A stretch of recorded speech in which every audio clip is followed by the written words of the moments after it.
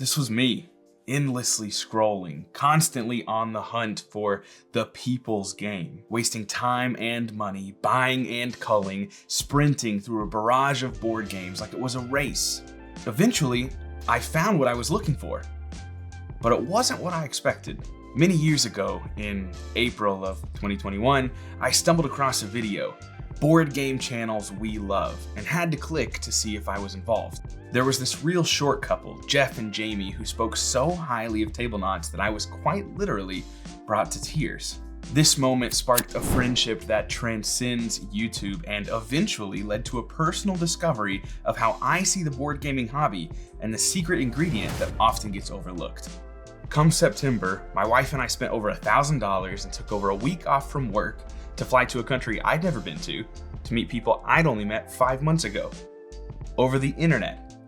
Nonsensical, illogical, and one of the best decisions we've ever made. It was across the table from Jeff and Jamie that I came to this conclusion. The secret ingredient to a better game night isn't a better game. It's the people.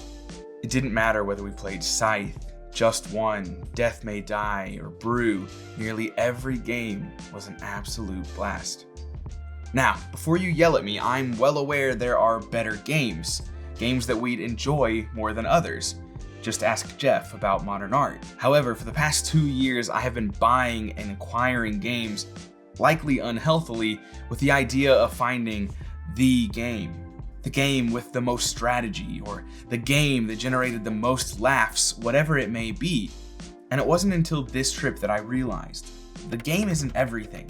It's a component or an ingredient, just one piece of the puzzle that is an excellent game night.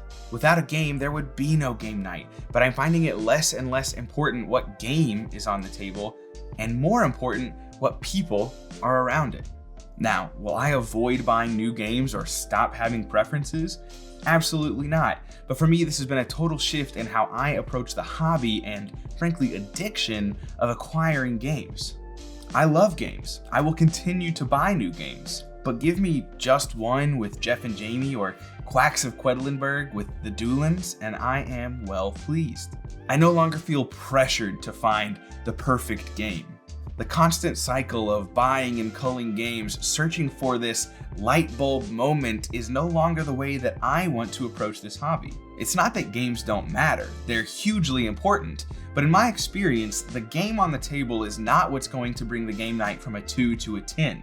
They're the whipped cream and cherry on top of a great big friend sundae. But hey, this is just my opinion. Looking for 8 ways to save money on board games? Click here to find out.